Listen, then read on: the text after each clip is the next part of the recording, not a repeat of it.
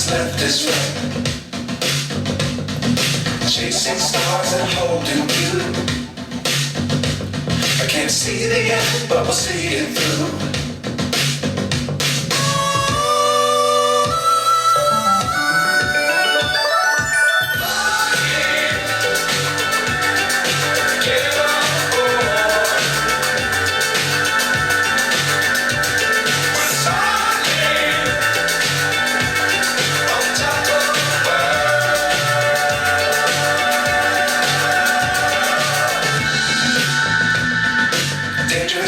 Don't fly too high. Be sure to keep the ground in sight. Fly forever if you keep it tight. Love the world that keeps the sky on your mind. Get on board. We're soaring on top of the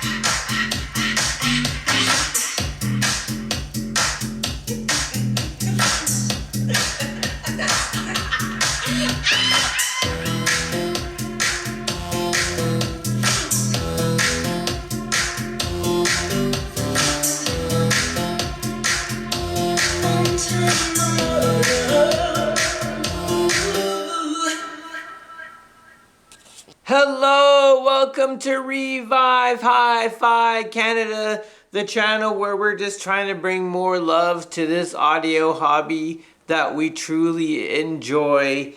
Trying out different amps, different receivers, different speakers, different DACs. We're going to get to those soon. And this is our first ever center speaker video.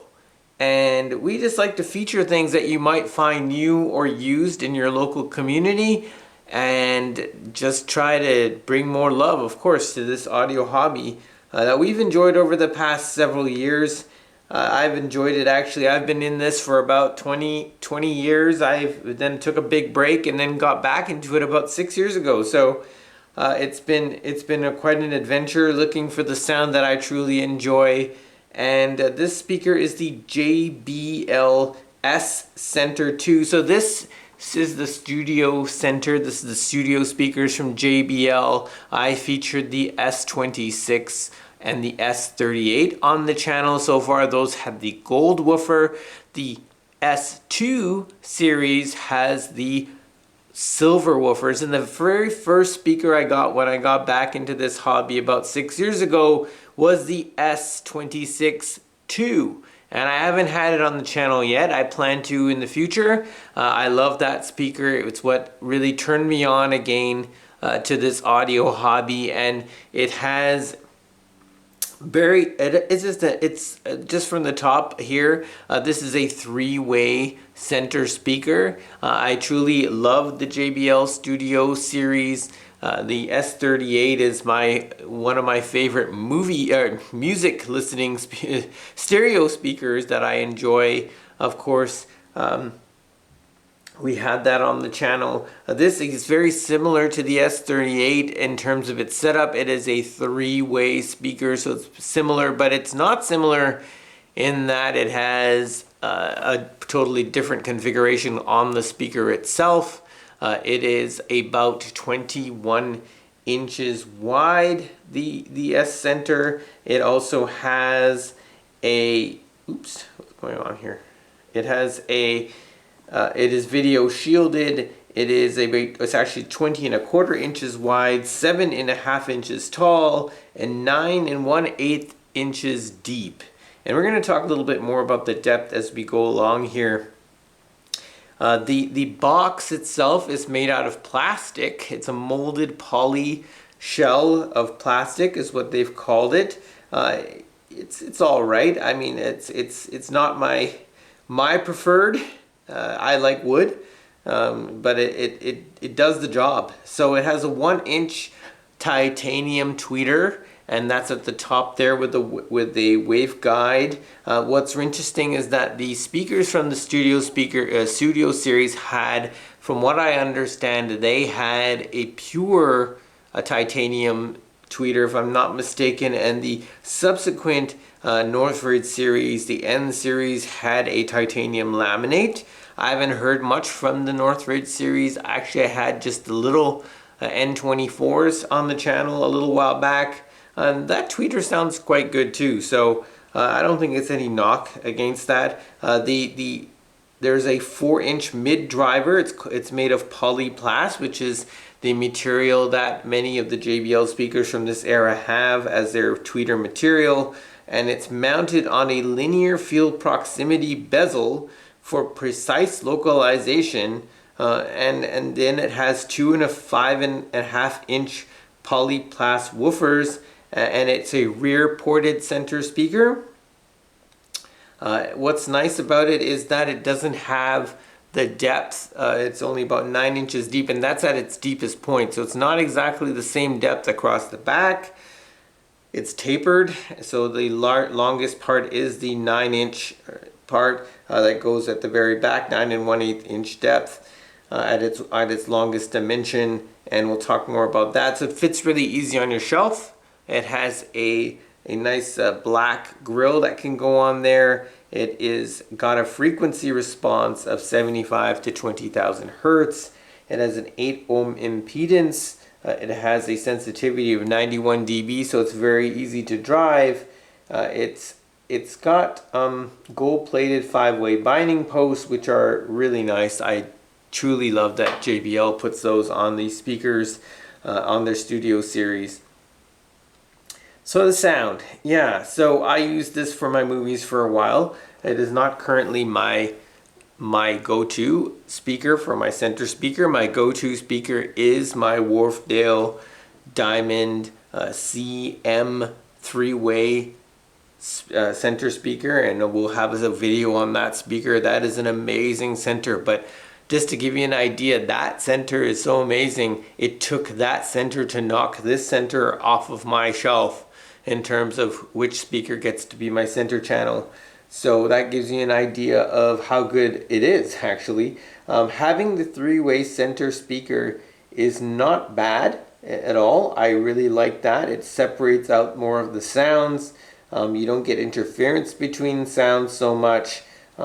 It's got the highs are really clear on this speaker. That's one thing that it actually has, maybe a little clearer in terms of highs than the Wharfedale Diamond center speaker that I'm going to talk more about later on the channel. That's my current center.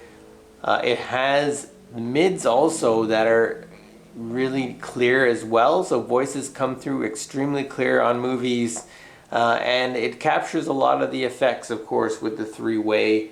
You get more sound separation. You get not as much mixing of the different sounds that are going through the middle speaker. So from what I've heard, I'm not an expert in home theater, but what I've heard is that the center speaker can play about 80% of the role in how much you enjoy the movie, of the sound of a movie in your home theater. So the center speaker is a really important component of your home theater system, and this particular speaker does an excellent job of dialogue, because, you know, the voices in the movie it's critical to hear them. It does also an excellent job of special effects, and it has a bass extension down to 70 hertz, and you may have heard in the demo it doesn't have a ton of bass, and that's what I wanted to talk a little bit more. It has 75 hertz, it's rated. I'd say that's pretty accurate. It doesn't have a ton of low frequency extension, and the reason for that is I think the lack of depth. The 9-inch deep cabinet, and it's not 9 inches all the way around, it's at 9 inches at its deepest point. So that sacrifice of fitting it on the shelf maybe is a bit compromised with the bass. It compromises the bass. But then that being said, you're expected to use a subwoofer with this type of speaker on a home theater. I always use a sub with mine, and it's very easy to drive at 91 dB. The highs are extremely clear, like I said, and the mids are very clear. But one thing I gotta say is that, and this is not a huge, this is probably why it lost out to my Wharfedale on the shelf. The Wharfedale is significantly larger. I think it can reach down lower, but also the highs can be a little bit screechy in some cases in a movie, and that definitely can happen with this particular speaker. And the mids also could be a bit shouty, and I found that too. They're clear, but you know, you always walk that fine line between clarity and coming across too strong in many of these speakers. And then the bass, it doesn't go too deep, but every detail is captured with this 5.5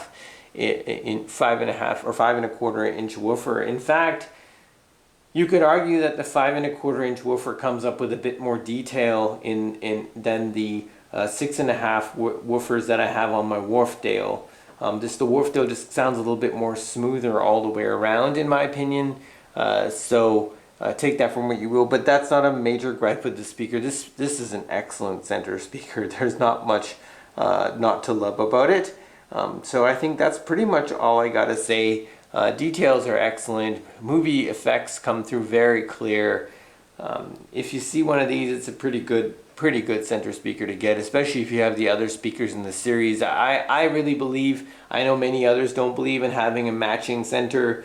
At least with the front three, I like to have them matching, so when you have panning effects, you don't hear a difference in timbre across the three speakers. So thank you very much for watching, and I hope you enjoyed our first center channel review, and we will have a few more in the future.